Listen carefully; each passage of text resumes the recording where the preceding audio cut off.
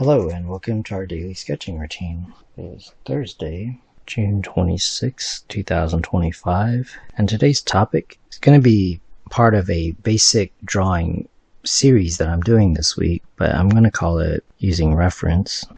But before we begin, welcome back if you're returning, and welcome if you're new to the channel. I sketch and post every day, and I use a timer to stay focused and to build a habit. Yeah, I'll link to yesterday's video in the series. And after yesterday's video, I worked on this for about 30 minutes. So there's like the initial idea. Now, if you watch all the different videos, you can kind of see how basically it was from imagination, and it was based upon basic drawing principles. But from here to here, but I'll put up a picture of this one. But yeah, if you want more details, you can check out those videos. I just wanted to show that because I used the exact same techniques and principles and tools and stuff for this, but you can see that it looks different, and it's a way of developing an idea. It doesn't always have to go in this kind of way, which is kind of what today's video will be about. So it's still going to be basic drawing, but today it'll be using reference. There's kind of an approach where it's not about copying the reference, but rather basically using the reference kind of like the way that I would use it to come up with something from imagination, which is what this is. This is all from imagination. I didn't use reference at all, actually. For this, just to begin with, scene, for example, right here, just to get warmed up and kind of literally illustrate what I'm talking about. So this is from imagination. There's different approaches to, there's different stages of, so there's basic drawing principles and things to practice, but then there's also different stages of a drawing. So for example, here I would call this, this is moving towards detail. And so detail is it's about tightening things up and having smaller shapes. So just an example could be,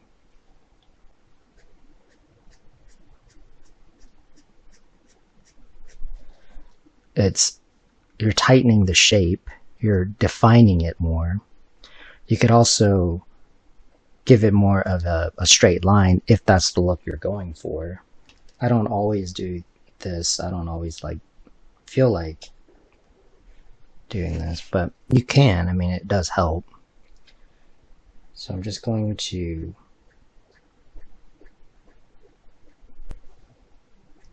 so yesterday's video was about shading, and that's what I'm doing here. I'm just kind of shading.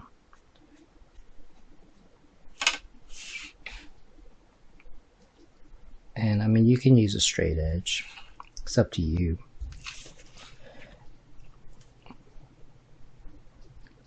It's just that whenever you start to use a straight edge, it stands out, and so you kind of have to pick and choose.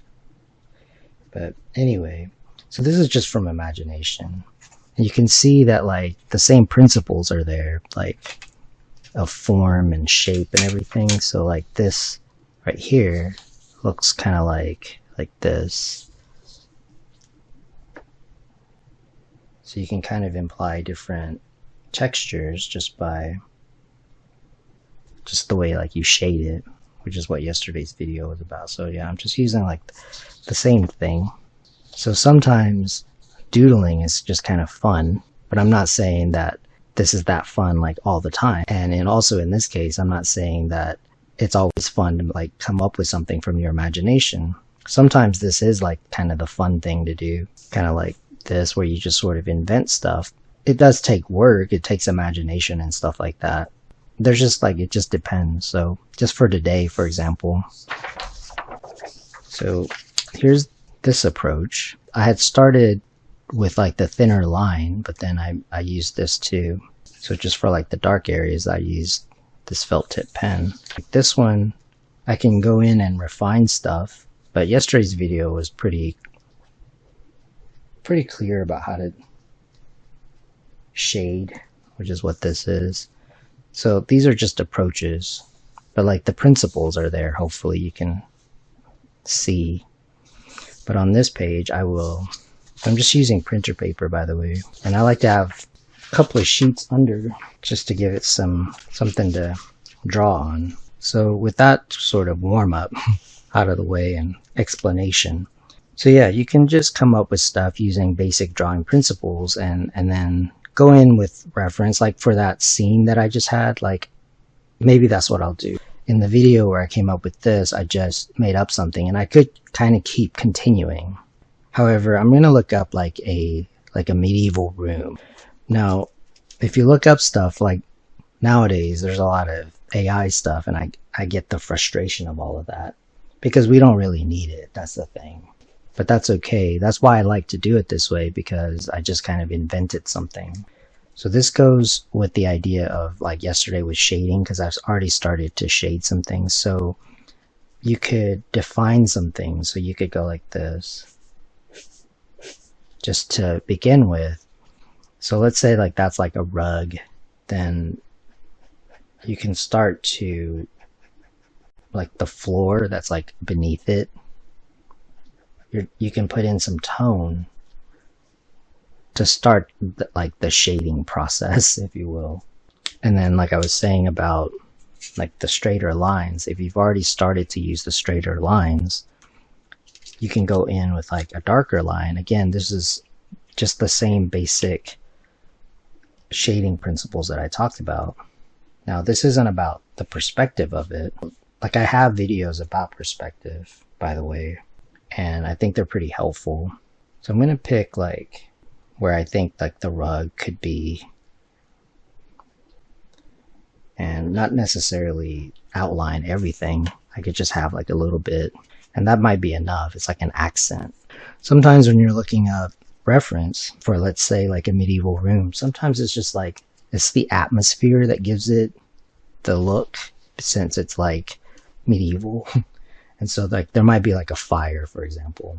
So you could just kind of go like this. And again, I talked about a lot of these things in the other videos, so feel free to check them out. So you could do the fire kind of like that, where you don't outline it. And this is sort of the same treatment as like clouds, for example. So this is just from imagination, but looking up reference like afterwards. But I like to kind of work on something and then kind of move on, and then you can always come back and like work on it some more. Like sometimes you'll see some things like this could be more of a shadow. So you could like, that's like a shape and that was already there. But you could, if it helps, you could do that. So these are just some ideas. But like, let's say that was like the fire, because it kind of set it up already. So you could do this. You could emphasize it. So now this is where you start to crosshatch, because if you go this way, you'll get a different texture and you'll get like a different look, and you'll shift the value by doing it this way. So yeah, you could do this and just have like the light coming from this fireplace thing, and yeah, like look up reference for that. Same with this, like you could just put in some tone and then just keep pushing the values. But for this next part, what I'm going to do is, like on Pinterest, for example, on the feed, it'll show like random stuff. And I've talked about this before, where you can just get ideas from that. So just like the first things that pop up. Now, the purpose of like this particular exercise, like how to take the reference, but like turn it into something more like original. I'm always like looking for ways to make drawing interesting. So like I see a castle, for example. I talked about in the basic drawing, like this deep dive, I talked about like points. So let's just put down some points. So that's like the top of like the castle in this drawing. But then the idea is coming from reference, is coming from, I saw a picture. So these are like just kind of like different points, and you don't have to do it like this. It's helpful. I mean, sometimes it's pretty helpful. You can just kind of map out like different points. Part of this is helpful because I'm using a pen, and if you want it to be kind of clean, then once you have these points, you can put down some lines. So you can have a line here like this,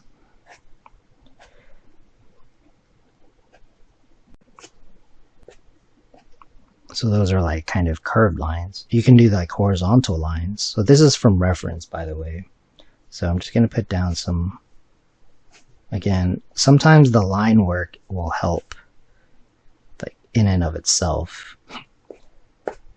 Kind of like this. And you could be a little bit more careful, or you could use a pencil to sort of get better at eyeballing some. But the reason I can do this pretty quickly is because I draw from imagination, and so that's why I started with that. So just an example is, this was from reference, but let's say I wanted to add like a little bit here. I'm just gonna like draw something. So I'm just gonna make up something, and you don't have to do the points. You can if you want. I'm just doing that for fun. But here I'm gonna just do this. Just, again, you could have done that from imagination, but let's go back to like the reference thing. So from what I can see, you've got like this line right here, and yeah, I would just put down the line, and then you can always go back in and refine it. And you'll notice that you can always trace over it too if you wanted another drawing, because that's what I did with like the sketch down here. Like I did a couple of versions of that. Some of these lines, they end up being like other stuff, so they end up being maybe leaves. So these lines are more jaggedy. So these are just notes. And I kind of approach it like I'm just looking at it from life, and you don't have like a ton of time. Like usually you don't have like that much time to kind of take down. So these are like notes. But then if you know like sort of the basics, then you can always embellish it or take a picture, obviously. But it's nice to be able to get like the feel, because that's really where this is coming from, like sort of the naturalistic, like they look like they could move. Part of it is just from, yeah, like this kind of thing where it's more expressive, and if it looks good, then I'm going to keep that as much as possible as I render it. If there's like smaller arches, so that was like kind of like the idea, like the gesture. But then this is like the more accurate thing. And then what happens, it'll start to look like something else. It'll start to look like your invention. Like once you start to kind of see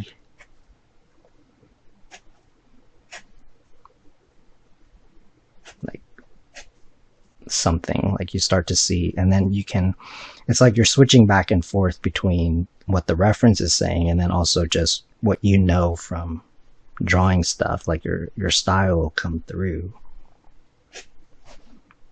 But yeah, like you want to be patient with it and just kind of have fun with it.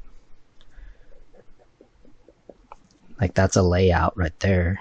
That's a sketch. So over here, for example, now that I have this, I'll just use that as like the idea, but like this was just made up stuff. So I'll just put down some shapes. So that's from reference, but I approached it kind of like from imagination, and this is from imagination, but then I'm going to look at that because that's where the style is coming from. But if this is kind of difficult, if just kind of making up something, because I might run into the issue where it's like, okay, I need it to look a little bit more realistic or something, then yeah, you could always go back and keep working on this. Or you could look up like a medieval town, for example. These are just some ideas. This is like the important thing. So I'll do a video about composition, but notice that this is a composition. So as I look at this, I can see that this is the focal point, and the more you sort of render it, the more like I'll just use this as an example. Like the focal point you can see is like right here, because the dark areas, it leads the eye. Then you've got like these shapes, but then you have like kind of one, like the face will sort of be the focal point, and like the way it's shaded and stuff. You can use the same principles here. It depends on how you want to approach it. Like in the reference, this part is in shade, so I could just go like this. That's kind of like how I did that. Like, it's the same idea, it's just a different subject. So that's how it starts. That's like the skeleton of it. And then you could, like, this is just making it look like prettier. And then if you continue to detail it, then you can flatten this, like right here. Like, it's, again, it's like the same idea, it's the same principle. You can just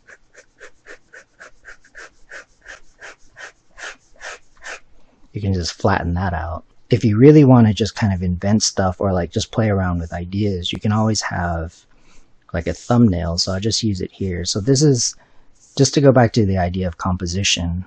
If you want this page, like let's say this is like a sketchbook page, I'm going to put the thumbnail right here. I mean, I could put it right here, but why? So that's also part of composition, because the whole page is a composition. You can approach everything as kind of a composition, but then you could also work on a composition. So let's say that I just do for this example, I'll just use that. So it's kind of like this.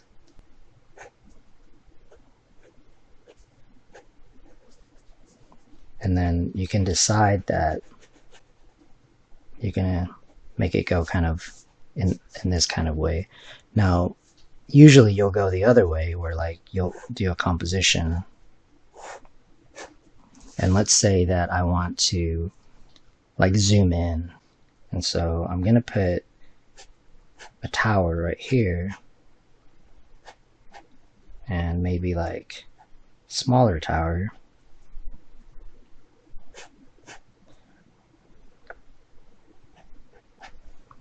So that's how you can zoom in, for example, and still see if it works, see if it if you can pull that off. So maybe like this. I'll just do that kind of in the back, and then also like the sky. So this is like a quick way of playing around with like the layout, especially if you're inventing something. So I'm just gonna do this just to like see if it even works, or even like the lighting. So this one might be like the idea behind this one could be like that's more detailed, and then everything else is sort of in shadow. So you could doodle and come up with something like that and then develop it. That'll be it for today's daily sketching routine. I want to thank you for joining me. And if you enjoy these videos, please support the channel. I appreciate it. And until next time, keep on sketching.